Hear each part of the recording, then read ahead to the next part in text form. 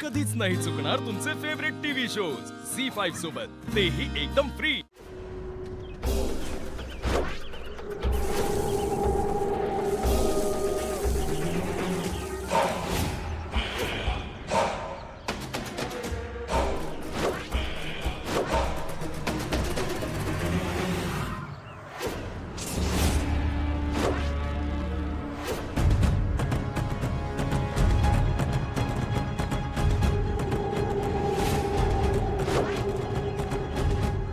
ग्रहांची सुद्धा दिशा बदलू शकेल अशी ही शक्ती त्या कलशाला क्षणार्धात बाहेर काढेल।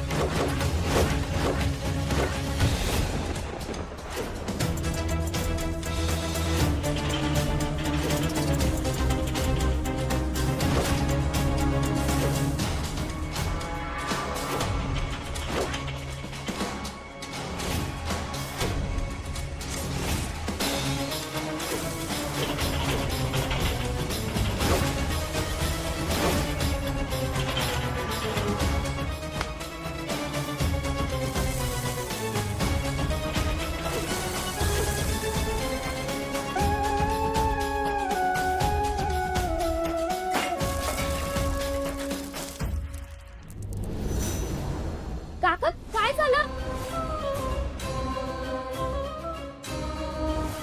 मीरा, कलश?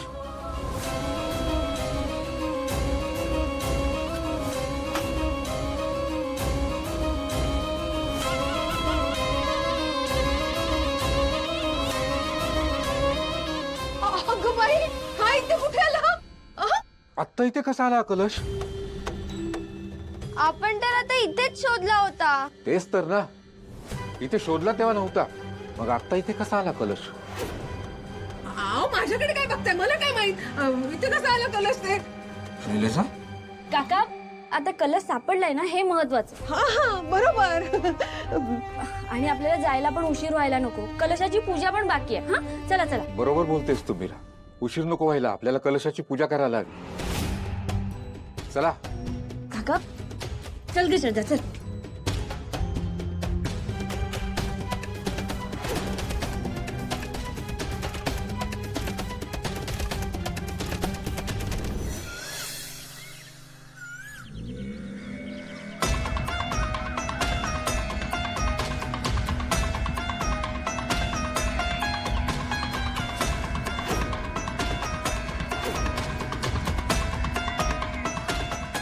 कलशाचं पूजन झालेलं आहे, आता आपण मुख्य विधीला सुरुवात करूया।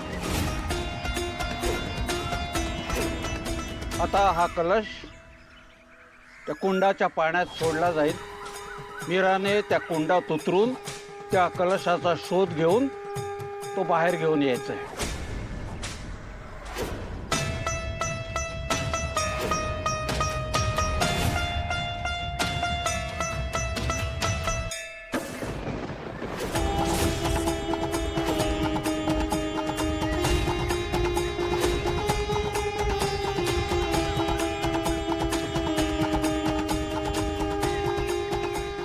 मीरा, ये बाळा, ये।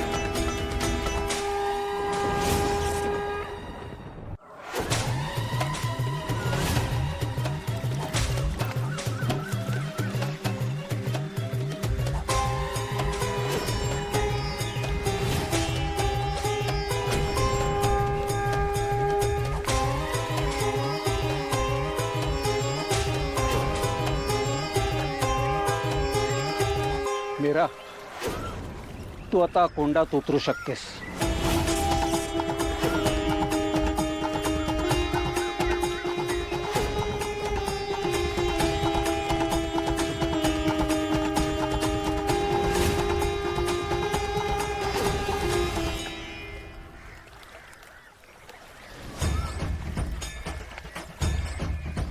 मीरा कुंडात जाते परत बाहेर येईल ना? आता हे देवी आई सांगू शकते.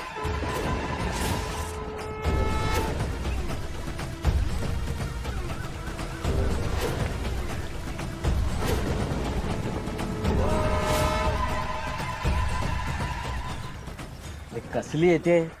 हा कुंड आहे ना, वरून शांत दिसतो, पण आतमध्ये गेल्यावर काही खरं नाही.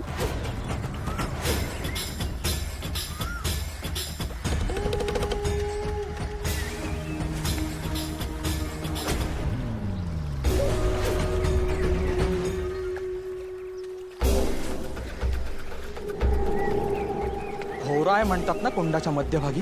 त्याच्याजवळ कोणी पोचलं तर भोवरा त्याला खेचून घेतो.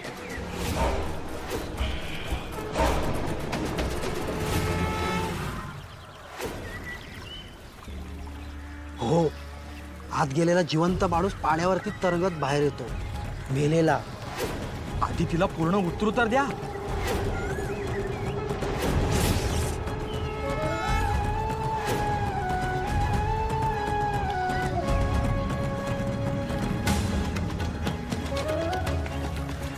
शिवनाथने जे पाप केलं ना, ते कधीच धुतलं जाणार नाही.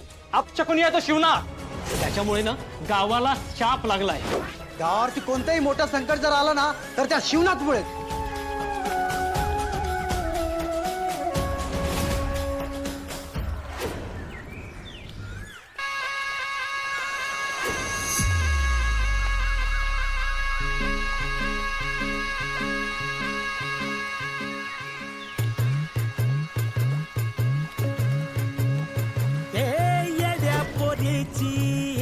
रीत सांगा कसली बयाशी कशी देवीवर रुसली.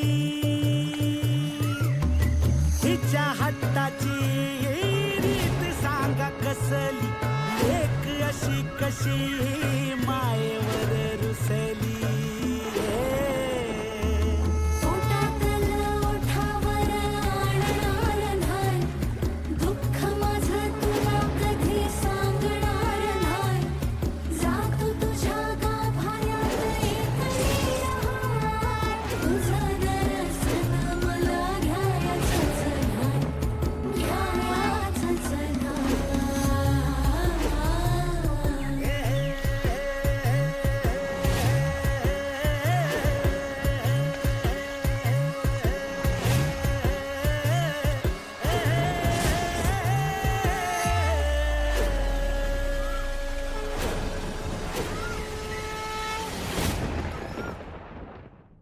झी5 ॲप डाउनलोड करा आणि पहा सर्व एपिसोड्स एकदम फ्री.